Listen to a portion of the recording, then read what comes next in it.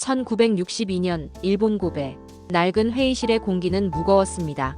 땀으로 축축해진 손바닥을 바지에 문지르며 서 있는 한 청년. 그의 이름은 필 나이트. 나이는 고작 24. 가진 거라곤 스탠퍼드 경영대학원 졸업장 하나와 세상을 바꿔보겠다는 대책 없는 열정뿐이었죠. 그의 맞은편에는 일본 최고의 신발 회사 오니츠카 타이거우의 ITSUKA 타이거의 임원들이 앉아 있었습니다. 당시 오니츠카 타이거는 아디다스와 푸마가 지배하던 운동화 시장을 무서운 속도로 추격하던 아시아의 용이었습니다. 그런 거물들 앞에서 미국에서 온 이 앳된 청년은 침을 꿀꺽 삼켰습니다. 그래서 미스터 나이트, 당신은 어느 회사를 대표해서 왔습니까? 임원의 날카로운 질문이 비수처럼 꽂혔습니다. 필 나이트의 머릿속이 하얗게 변했습니다. 회사? 그런 게 있을 리가요. 그는 그저 배낭 하나 메고 세계 일주를 하다가 평소 동경하던 신발을 수입해보고 싶어서 무작정 쳐들어온 백수였으니까요. 사무실은커녕 명함 한 장 없었습니다. 하지만 여기서 저 백수인데요? 라고 했다간 바로 쫓겨날 게 뻔했습니다. 쫓겨나는 건 괜찮은데 그의 꿈인 신발 사업이 시작도 못 해보고 끝장나는 건 견딜 수 없었습니다. 그 찰나의 순간 그의 뇌리를 스친 기억이 있었습니다. 육상 선수 시절 방벽에 걸어두었던 파란색 우승 리본들. 그는 자기도 모르게 입을 열었습니다. 아, 네. 저는 미국의 블루 리본 스포츠 대표입니다. 블루 리본 스포츠. 방금 막 지어낸 세상에 존재하지 않는 유령 회사였습니다. 하지만 그의 목소리엔 묘한 확신이 실려 있었습니다. 이게 바로 전설적인 기업 나이키의 태몽이었습니다. 거짓말과 식은땀으로 범벅된 태몽 말이죠. 임원들은 고개를 끄덕였습니다. 미국 서부의 딜러란 말이지? 흥미롭군요. 필 나이트는 그 자리에서 샘플 신발 300달러어치를 주문하고 회의실을 빠져나왔습니다. 다리가 후들거려 제대로 걸을 수조차 없었죠. 그는 호텔로 돌아와 침대에 쓰러지며 생각했습니다. 이제 어떡하지? 회사도 없는데 주문부터 해버렸네. 자, 여러분. 여기서 잠깐 팩트체크 들어갑니다. 필 나이트의 이 행동, 단순히 사기일까요? 경제학적 관점에서 보면 이건 아주 고전적인 페이크 잇, till you make it fake it till you make it 전략입니다. 스타트업 초기에는 실체보다 비전을 먼저 파는 경우가 많습니다. 겉으로는 멀쩡한 회사인 척하지만 뒤에서는 오리발처럼 미친 듯이 물장구 치고 있는 거죠. 필 나이트는 이 순간 최소 존속 제품 MVP도 아닌 최소 존속 거짓말 미니멈 바이어벌 라이로 비즈니스의 첫 단추를 꿰은 겁니다. 중요한 건 거짓말 자체가 아니라 그 거짓말을 현실로 만들겠다는 실행력입니다. 뻥카도 판돈을 걸어야 성립되는 법이니까요. 미국 오리건주 포틀랜드의 집으로 돌아온 필. 그는 이제 이 거짓말을 수습해야 했습니다. 가장 먼저 필요한 건 돈이었습니다. 샘플값을 치를 300달러조차 없었거든요. 그는 결국 가장 어려운 투자자를 찾아갑니다. 바로 그의 아버지였습니다. 필의 아버지는 전형적인 보수주의자였습니다. 명문대 나와서 번듯한 직장에 들어갈 생각은 안 하고 일본 신발 장사를 하겠다는 아들이 한심해 보였죠. 필, 내가 말하는 그 신발 장사라는 게 남의 나라 신발 떼다가 보따리 장수 하겠다는 거냐? 스탠퍼드까지 나와서? 아버지, 이건 단순한 장사가 아니에요. 일본 카메라가 독일 카메라를 이겼듯이 일본 러닝화가 독일 아디다스를 이길 수 있다고요. 전 그걸 증명하고 싶어요. 아들의 눈빛은 미쳐 있었습니다. 광기. 그것은 논리로는 설명할 수 없는 에너지를 뿜어내고 있었죠. 아버지는 한숨을 푹 쉬며 수표를 써주었습니다. 이게 마지막이다. 이거 날려먹으면 얌전히 회계사나 해라. 그렇게 1년 같은 몇 달이 흘렀습니다. 매일 우체통을 확인하던 필 나이트. 동네 사람들이 저 백수 청년은 왜 맨날 우체통만 보고 있어? 라고 수군거릴 때쯤 드디어 소포가 도착했습니다. 일본에서 온 거친 골판지 상자. 그 안에는 오니츠카 타이거의 러닝화 12켤레가 들어있었습니다. 상자를 열었을 때 풍겨오는 냄새. 접착제와 가죽, 그리고 고무 냄새. 필 나이트는 훗날 자서전에서 그 냄새를 이렇게 표현했습니다. 그것은 마치 성스러운 향기 같았다. 나는 신발을 하나하나 꺼내어 경건하게 쓰다듬었다. 이제 물건은 왔습니다. 회사는 이름만 있습니다. 하지만 사무실은 여전히 아버지 집 지하실이었습니다. 직원은 본인 한 명이었죠. 그는 이 12켤레의 신발을 차 트렁크에 싣고 육상 경기장이 있는 곳이라면 어디든 달려갔습니다. 선수들에게 신발을 보여주며 한 번만 신어봐요. 아디다스보다 훨씬 가볍다니까. 라며 구걸하다시피 영업을 했죠. 그런데 말입니다. 이 듣보잡 신발이 의외의 반응을 일으키기 시작합니다. 선수들 사이에서 야, 그 파란 트럭에서 파는 일본 신발, 물건이더라라는 소문이 돌기 시작한 겁니다. 그리고 운명처럼 필 나이트는 자신의 대학 시절 육상 코치이자 평생의 파트너가 될 빌 바우어만을 찾아갑니다. 코치님, 제가 일본에서 물건을 하나 떼왔는데요. 괴짜 발명가이자 전설적인 코치 바우어만. 그가 이 신발을 보고 어떤 반응을 보였을까요? 이 만남이 훗날 아내의 와플 기계를 망가뜨리며 혁명을 만들어내는 시발점이 됩니다. 거짓말쟁이 사장과 미치광이 코치의 만남. 블루 리본 스포츠는 이제 막 위태로운 첫걸음을 떼기 시작했습니다. 오리건 대학교의 전설적인 육상 코치 빌 바우어만 빌 보어먼. 그는 단순한 코치가 아니었습니다. 그는 0.1초를 줄이기 위해서라면 무슨 짓이든 하는 미치광이 과학자였습니다.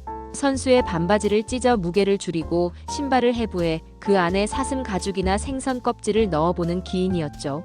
필 나이트가 가져온 일본 신발 타이거를 본 바우어만의 눈이 번뜩였습니다.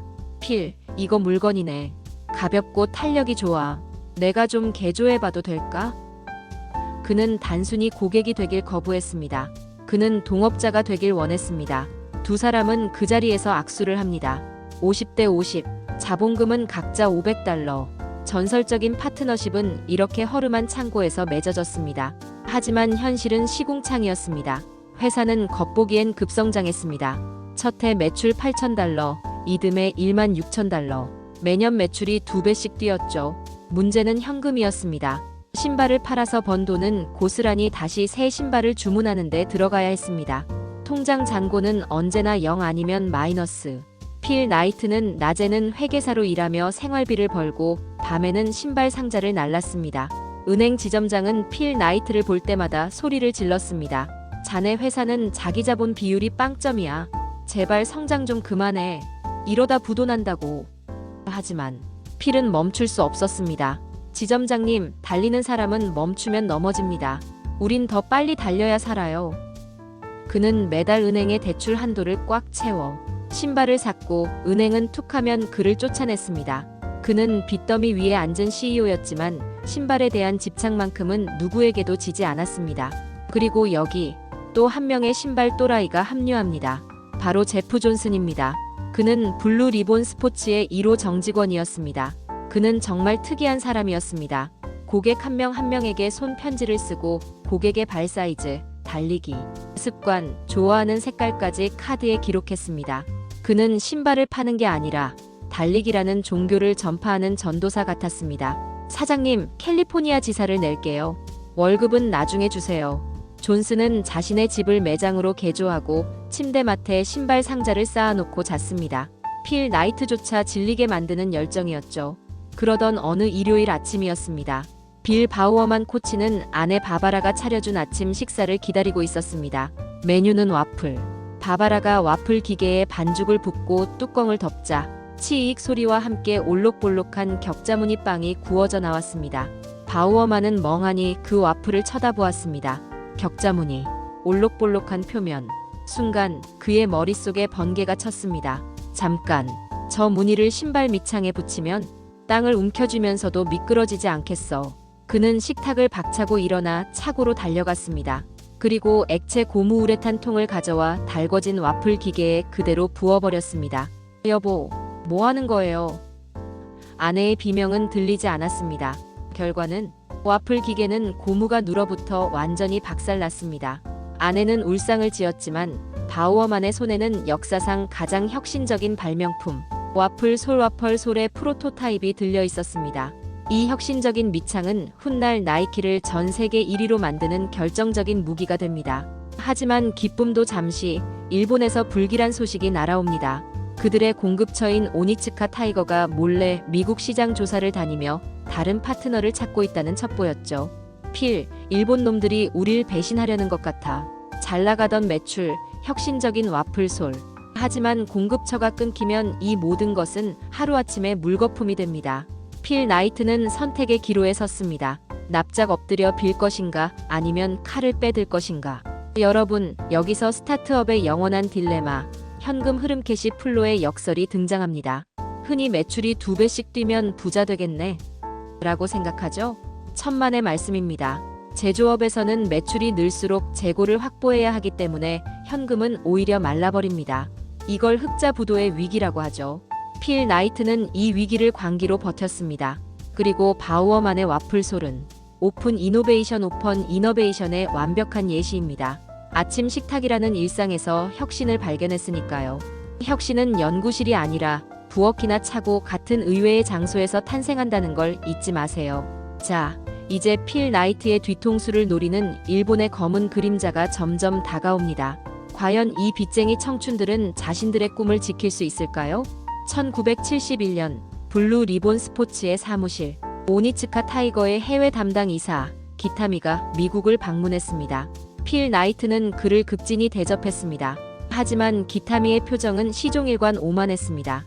그는 사무실을 둘러보며 코웃음을 쳤고 장부를 내놓으라며 으름장을 놓았습니다.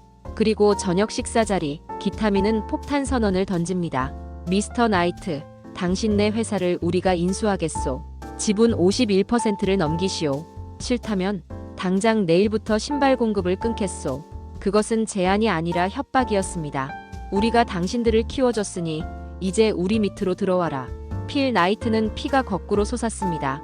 지난 수년간 자신의 청춘을 갈아 넣어 일본 신발을 미국 1등으로 만들어놨더니 이제 와서 회사를 통째로 삼키려 들다니요. 토사구팽. 사냥이 끝나자 사냥개를 삶아먹겠다는 신보였습니다. 필은 책상 아래로 주먹을 꽉 쥐었습니다. 하지만 그는 냉정한 승부사였습니다. 당장 화를 내면 모든 게 끝장이라는 걸 알았죠. 그는 억지 미소를 지으며 말했습니다. 생각할 시간을 좀 주십시오, 기타미 상. 그날 밤 필 나이트는 결심합니다. 내 등 뒤에 칼을 꽂아? 좋아. 그렇다면 나는 너희가 없는 세상을 만들겠다. 그는 겉으로는 계약을 논의하는 척 시간을 끌면서 뒤로는 미친 듯이 새로운 공장을 찾아다녔습니다. 그리고 마침내 멕시코의 한 공장과 극비리의 계약을 맺습니다. 이제 일본의 타이거가 아닌 우리만의 새로운 브랜드를 만들 차례였습니다. 하지만 시간이 없었습니다. 공장은 돌아가야 하는데 아직 브랜드 이름도 로고도 없었으니까요. 필은 근처 포틀랜드 주립대의 그래픽 디자인학과 복도에서 한 여학생을 붙잡습니다. 그녀의 이름은 캐롤린 데이비드슨. 학생, 시간 좀 있어? 내가 로고가 하나 급하게 필요한데. 시간당 $2 줄게. 요구사항은 단순하면서도 까다로웠습니다. 아디다스의 3줄 무늬와는 달라야 해. 그리고 뭔가 운동감이 느껴졌으면 좋겠어. 바람 소리처럼 휙 하고 지나가는 느낌 말이야. 캐롤린은 17시간 동안 끙끙대며 수십 개의 시안을 그렸습니다. 번개 모양, 동그라미, 별. 하지만 필은 다 마음에 안 들어 했죠. 마침내 그녀가 마지막으로 내민 그림 하나. 체크 표시 같기도 하고 날개 같기도 한 곡선. 필 나이트는 그림을 한참 보더니 시큰둥하게 말했습니다. 솔직히 마음에 쏙 들지는 않는데. 뭐 보다 보면 정들겠지. 이걸로 합시다. 그는 그녀에게 수고비로 수표 한 장을 써줬습니다. 금액은 단돈 $35. 오늘날 가치로 따져도 고작 20만 원 정도. 이것이 현재 브랜드 가치 40조 원이 넘는 스우시 로고의 탄생 비용이었습니다. 이제 로고는 해결됐습니다. 남은 건 이름이었습니다. 필 나이트는 디멘션 6라는 이름을 밀고 있었습니다. 어때? 6차원. 멋지잖아? 직원들은 결사 반대했습니다. 사장님 제발요. 그건 무슨 싸구려 SF 영화 제목 같아요. 신발 박스를 인쇄소로 넘기기 직전 마감 시간이 1분 1초 다가오고 있었습니다. 그때 1호 직원 제프 존슨이 헐레벌떡 뛰어들어왔습니다. 사장님, 꿈을 꿨어요. 제가 어젯밤 꿈을 꿨는데 그리스 승리의 여신이 나타났다고요. 승리의 여신? 이름이 뭔데? 니케 나이키요. 우리식으로 읽으면 나이키. 필 나이트는 고민했습니다. 디멘션 6냐 나이키냐? 공장으로 텔렉스를 보내야 하는 마감 1분 전. 그는 에라 모르겠다는 심정으로 전보를 칩니다. BRAND NAME NIKE. 그렇게 일본의 배신이 낳은 사생아. $35짜리 로고와 꿈에서 본 이름을 가진 급조된 브랜드. 나이키는 세상에 나올 준비를 마쳤습니다. 이제 이 낯선 신발을 신고 거대 공룡 오니츠카 타이거와 전면전을 벌여야 합니다. 자, 이 장면이 바로 비즈니스 역사상 가장 중요한 피보팅의 순간입니다. 필 나이트는 단순한 유통업자 디스트리뷰터였습니다. 유통업자는 아무리 잘나봐야 제조사 벤더의 노예가 될 수밖에 없는 구조적 한계가 있죠. 기타미의 배신은 위기였지만 역설적으로 필 나이트를 유통업자에서 브랜드 오너로 강제 진화시킨 축복이었습니다. 여러분의 비즈니스는 어떻습니까? 남의 물건을 파는 대리점입니까? 아니면 자신의 이름을 건 브랜드입니까?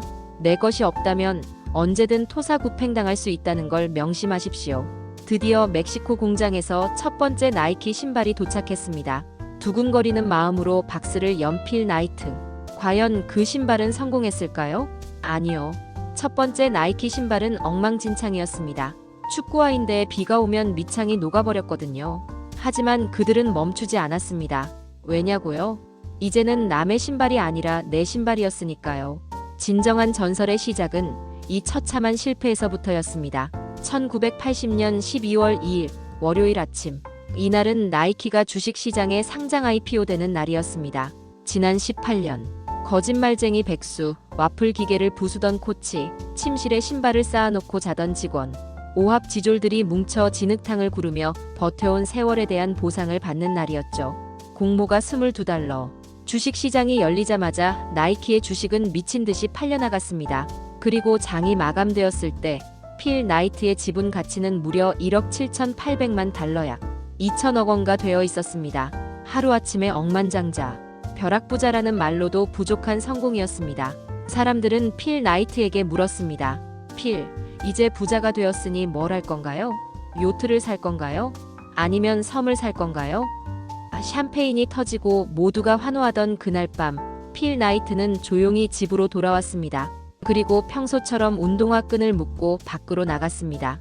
그는 달렸습니다. 차가운 오리건의 밤 공기를 가르며 자신의 거친 숨소리를 들으며 달리고 또 달렸습니다. 그는 훗날 이렇게 회상했습니다. 나는 내가 뭔가 달라졌을 거라고 기대했다. 하지만 나는 여전히 나였다. $100를 빌리러 아버지 앞에서 쩔쩔매던 나, 일본 회사 임원 앞에서 식은땀을 흘리던 나, 그리고 신발을 사랑하는 나. 돈은 나를 바꾸지 못했다. 그가 원한 건 돈이 아니었습니다. 그는 게임 자체를 사랑했습니다. 거대 기업 아디다스를 이기겠다는 목표, 세상 사람들의 발에 내 신발을 신기겠다는 집착. 그것이 그를 달리게 만든 원동력이었습니다. 나이키는 그 후로도 멈추지 않았습니다. 에어 조던을 만들어 마이클 조던과 함께 하늘을 날았고 저스트 두 잇이라는 슬로건으로 전 세계 사람들의 심장을 뛰게 만들었습니다. 하지만 영광의 뒤편엔 언제나 그림자도 있었습니다. 아동 노동 착취 논란으로 불매 운동을 겪기도 했고 주가가 반토막 나는 위기도 겪었죠. 그때마다 필 나이트는 초심으로 돌아갔습니다. 우리는 신발 장수다. 신발 장수는 신발을 잘 만들어야 한다. 그는 경영학 교과서보다는 육상 트랙의 땀 냄새를 믿었습니다. 세월이 흘러 백발의 노인이 된 필 나이트. 그는 은퇴를 앞두고 자신이 평생 모은 수조 원의 재산을 기부하기로 약속합니다. 그리고 자신의 자서전 슈독슈 도그의 마지막 장에 지금 이 순간에도 어디선가 무모한 꿈을 꾸고 있을 청춘들에게 편지를 남깁니다. 사람들은 나에게 묻는다. 어떻게 하면 성공할 수 있냐고. 나는 말한다. 세상의 모든 미친놈들아, 멈추지 마라. 운이 좋으면 당신의 삶도 꽤 괜찮은 이야기가 될 것이다. 나 같은 놈도 해냈는데 당신이라고 못할 게 뭔가. 24살, 가진 거라곤 뻔뻔한 거짓말과 열정밖에 없었던 청년. 그가 만든 $35짜리 로고는 이제 단순한 상표가 아닙니다. 그것은 도전의 상징이자 우리 모두의 가슴 속에 있는 가능성의 이름이 되었습니다. 여러분, 지금 멈춰 서 있나요? 아니면 달릴 준비를 하고 있나요? 정답은 없습니다. 하지만 하나만 기억하세요. 나이키의 창업주 필 나이트가 평생을 바쳐 증명한 한 문장. Just do it. 그냥 해봐. 이 이야기의 마지막 퍼즐은 바로 용병 머서네릿과 선교사 미셔네리의 차이입니다. 실리콘밸리의 전설적인 투자자 존 도어는 말했습니다. 용병은 돈을 위해 일하고 선교사는 사명을 위해 일한다. 필 나이트와 그의 동료들은 전형적인 선교사였습니다. 그들은 단순히 신발을 파는 게 아니라 달리기라는 문화를 전파하는 데 미쳐 있었죠. 돈은 그 열정의 부산물로 따라온 것뿐입니다. 여러분의 비즈니스를 한번 돌아보세요. 여러분은 돈을 쫓는 용병입니까? 아니면 가치를 쫓는 선교사입니까? 결국 역사에 남는 건 선교사들이 만든 제국뿐입니다. 나이키의 시가총액은 숫자에 불과하지만 그들이 만든 저스트 두잇 정신은 가격을 매길 수 없는 무형 자산, 즉 브랜드 에쿼티의 정점인 것입니다. 자, 이것으로 필 나이트와 나이키의 대서사시를 마칩니다. 오늘 신발끈을 꽉 묶고 싶어지지 않으신가요? 다음에도 더 가슴 뛰는 머니 스토리로 찾아오겠습니다.